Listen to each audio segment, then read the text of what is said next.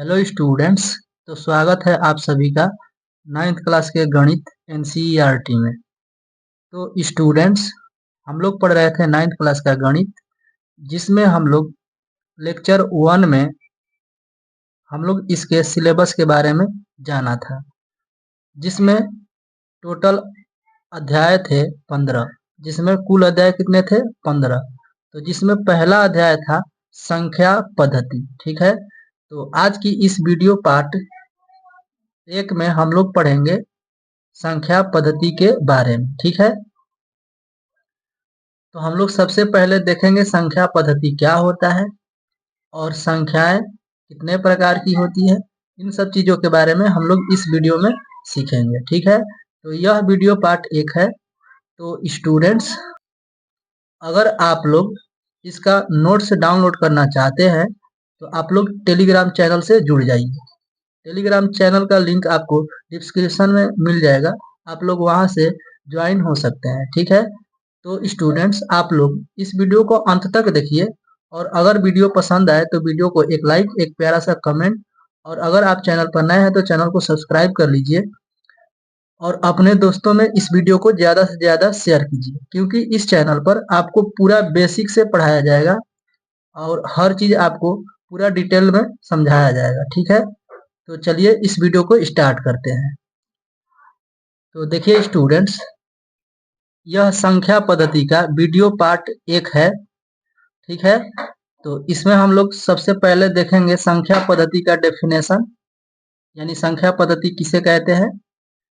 इसके बाद हम लोग देखेंगे प्राकृत संख्या, फिर पूर्ण संख्या। ठीक है, आप लोग वीडियो में अंत तक बने रहिए। देखिए स्टूडेंट्स, संख्या पद्धति का डेफिनेशन देख लेते हैं हम लोग कि संख्या पद्धति किसे कहते हैं। तो देखिए लिखा गया है, संख्याओं को लिखने एवं उनके नामकरण के सुव्यवस्थित नियमों के अध्ययन को संख्या पद्धति कहते हैं। यानी संख्याओं को लिखना और उनके नामकरण के सुव्यवस्थित नियमों के अध्ययन को क्या कहते हैं, तो संख्या पद्धति कहते हैं। ठीक है, यानी संख्याओं को लिखने और उनका सुव्यवस्थित क्रम, यानी संख्याओं को किसी क्रम में यानी सजा कर, ठीक है, नामकरणों के अध्ययन को ही क्या कहते हैं, तो संख्या पद्धति कहते हैं। क्या कहते हैं, संख्या पद्धति कहते हैं। ठीक है, जैसे मान लीजिए आप लोग गिनती गिनते हैं तो 1 से स्टार्ट करते हैं आप लोग, यानी कि आप लोग किसी ना किसी नियम का पालन कर रहे हैं। ठीक है, जैसे मान लीजिए आप 20 से गिनती स्टार्ट कर देंगे, कोई बोलेगा कि आप गिनती गिनिए, तो आप क्या करेंगे, 1 से स्टार्ट करेंगे आप, यानी कि आप किसी ना किसी नियम का पालन कर रहे हैं। क्योंकि 1 से जब आप स्टार्ट करते हैं तो 1 के बाद 2 आता है, 2 के बाद 3 आता है। ठीक है, तो इस क्रम में आप चलते जाते हैं कि हर संख्याएं पिछली संख्या से एक बड़ी होती है। ठीक है, तो हम लोग क्रम के अनुसार यानी व्यवस्थित नियमों के अनुसार हम लोग अध्ययन करते हैं, तो उसे क्या कहते हैं, संख्या पद्धति कहते हैं। ठीक है, तो चलिए हम लोग अब देख लेते हैं प्राकृत संख्या।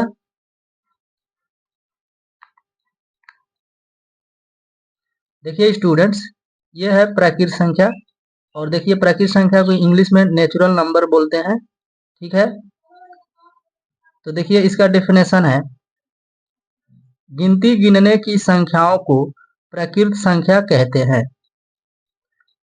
प्राकृत संख्या किसे कहते हैं, यानी नेचुरल नंबर किसे कहते हैं, तो गिनती गिनने की संख्याओं को प्राकृत संख्या कहते हैं।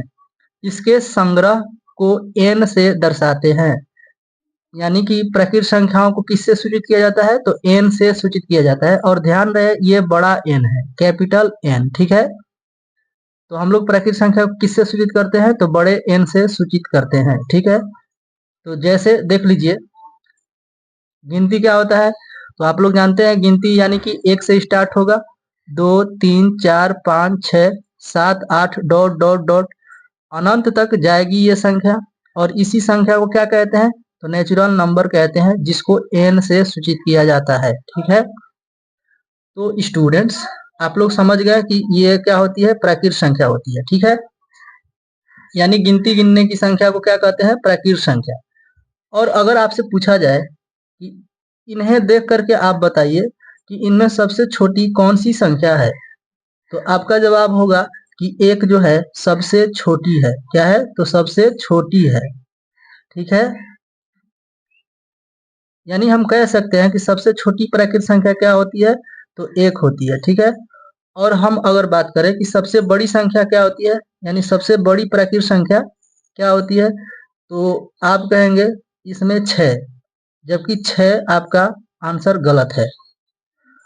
तो ध्यान दीजिए, इस डॉट डॉट का मतलब है कि 6 के बाद 7 आएगा, 7 के बाद 8, 9, 10, इस तरह से आगे ये संख्याएं चलती जाएगी। ठीक है, तो आप ऐसी स्थिति में आप कोई भी निश्चित संख्या नहीं बता सकते हैं, यानी कि बड़ी संख्या के बारे में आप कोई आंसर नहीं दे सकते हैं, यानी कि बड़ी संख्या ज्ञात नहीं किया जा सकता है। तो हम लोग कहेंगे कि सबसे बड़ी प्राकृत संख्या, सबसे बड़ी प्राकृत संख्या जो होती है, हम कह सकते हैं कि संभव नहीं है। क्या कह सकते हैं हम लोग, संभव नहीं है। ठीक है, या हम लोग कह सकते हैं कि अपरिभाषित, यानी कि अनंत होती है। बड़ी संख्याएं कितनी होती है, तो अनंत होती है, हम लोग ऐसा कह सकते हैं। या आप लोग इसे याद रखिएगा कि संभव नहीं है। ठीक है, तो स्टूडेंट्स आप लोग सीख गए कि सबसे छोटी प्राकृत संख्या कितना होती है, तो 1 होती है, और सबसे बड़ी प्राकृत संख्या, सबसे बड़ी संख्या यानी सबसे बड़ी प्राकृत संख्या संभव नहीं है, हम लोग कह सकते हैं। ठीक है, तो ध्यान दीजिए, यहाँ पर नोट में हम लिख दिए हैं, आप लोग इसे भी याद रखिएगा। देखिए, नोट नंबर 1 में बोला गया है सबसे छोटी प्राकृत संख्या बराबर 1, और दूसरा नोट है, बोला गया है सबसे बड़ी प्राकृत संख्या संभव नहीं है, अर्थात हम कह सकते हैं अनंत है। यह है अनंत का साइन, यानी अपरिभाषित कहते हैं। इसको क्या कह सकते हैं, इस साइन को अपरिभाषित। ठीक है, अपरिभाषित। तो स्टूडेंट्स आपको इन नोट को भी याद रखना है। ठीक है, तो चलिए इसके बाद हम लोग पढ़ लेते हैं पूर्ण संख्या। ठीक,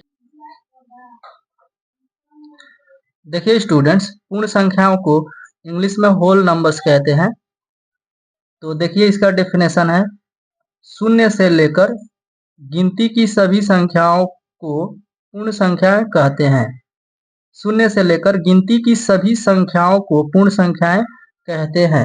इसके संग्रह को W से सूचित किया जाता है, यानी W से दर्शाते हैं। ठीक है, तो आप एक बात ध्यान दीजिएगा, पूर्ण संख्याओं का डेफिनेशन इस तरीके से भी बोल सकते हैं कि जब गिनती की संख्याओं में शून्य को शामिल कर दिया जाता है, तो प्राप्त संख्याओं के संग्रह को हम लोग पूर्ण संख्या कहते हैं। ठीक है, ऐसा भी आप कह सकते हैं।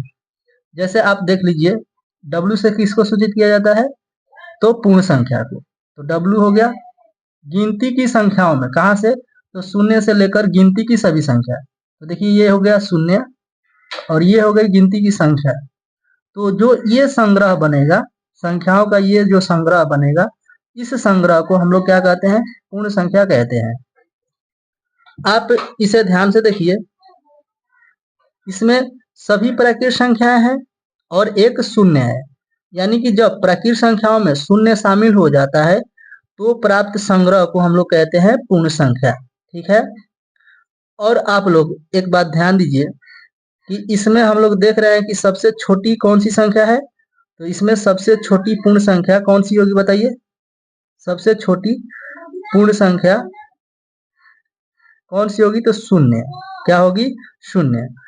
और सबसे बड़ी के बारे में बात करें हम लोग, सबसे बड़ी पूर्ण संख्या, तो हम लोग देख रहे हैं कि यहाँ भी डॉट डॉट लग गया है, यानी कि ये भी तो गिनती की संख्या है ना, 0 के बाद तो ये गिनती की संख्या है, यानी गिनती की संख्या तो अनंत होती है, यानी प्राकृत संख्या क्या होती है, अनंत होती है।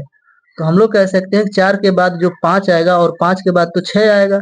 इसी तरह से गिनते गिनते हम लोग जाएंगे तो 100 आएगा, 200 आएगा, 1000 आएगा। ठीक है, इस तरीके से आएगा, यानी कि यहाँ पर 4 से बड़ा तो 5 आ जाएगा, और 5 से बड़ा तो 6 आ जाएगा, 6 से बड़ा 7 आ जाएगा। तो इस तरह से हम लोग अनुमान नहीं लगा सकते हैं कि सबसे बड़ी पूर्ण संख्या कितनी होगी। ठीक है, तो हम लोग कह सकते हैं यहाँ पर कि सबसे बड़ी पूर्ण संख्या संभव नहीं है। क्या कह सकते हैं, सबसे बड़ी पूर्ण संख्या संभव नहीं है। ठीक है, तो स्टूडेंट्स इस नोट को भी आप याद रखिएगा, हमने आपके लिए लिख दिया है, देखिए कितना फ्रेश लिखे हैं। ठीक है, तो देखिए पहला नोट है, सबसे छोटी पूर्ण संख्या 0 होती है, सबसे बड़ी पूर्ण संख्या संभव नहीं है अर्थात अनंत होती है या अपरिभाषित भी आप लोग बोल सकते हैं। ठीक है। और देखिए एक नोट है जिसे आपको याद रखना है। देखिए स्टूडेंट्स, तीसरा नोट है, सभी प्राकृत संख्याएं पूर्ण संख्या होती है। देखिए यहाँ पर लिखा गया है, सभी प्राकृत संख्याएं पूर्ण संख्या होती है, परंतु सभी पूर्ण संख्याएं प्राकृत संख्या नहीं होती है। क्या आप इसे समझ पा रहे हैं? बताइए। यहाँ पर बोला गया है सभी प्राकृत संख्याएं पूर्ण संख्या होती है, इसका क्या मतलब है? सभी प्राकृत संख्या, ध्यान दीजिए, प्राकृत संख्या हम लोग जानते हैं कि 1 2 3 डॉट डॉट ये होती है प्राकृत संख्या। ठीक है। और यहाँ पर ध्यान दीजिए W यानी कि पूर्ण संख्या 0 1 2 3 ये हो जाती है कौन सी संख्या? तो पूर्ण संख्या।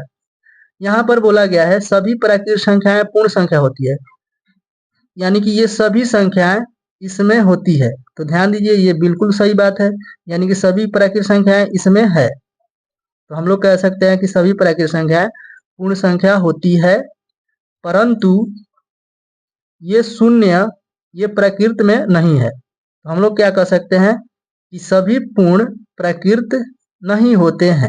ठीक है। तो आप लोग समझ गए।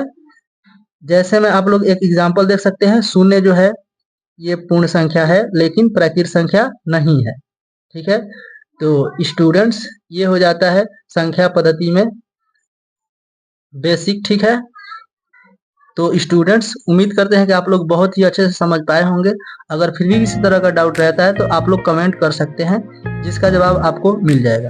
तो स्टूडेंट्स आप लोग इसका स्क्रीनशॉट लेना चाहते हैं तो आप लोग इसका स्क्रीनशॉट ले लीजिए और इस वीडियो को ज़्यादा से ज़्यादा अपने दोस्तों में शेयर कीजिए, क्योंकि इस चैनल पर आपको बिल्कुल फ्री में बेसिक से बेसिक आपको बताया जाएगा और थ्योरी भी कराया जाएगा। ठीक है। तो स्टूडेंट्स इस वीडियो को ज़्यादा से ज़्यादा अपने दोस्तों में शेयर कीजिए ताकि वो लोग भी इसका लाभ उठा सके। और आप लोग टेलीग्राम चैनल से जुड़ जाइए, क्योंकि वहाँ पर आपको फ्री में नोट्स मिलता रहेगा। इस वीडियो में इतना ही, आप लोग इसका स्क्रीनशॉट ले सकते हैं।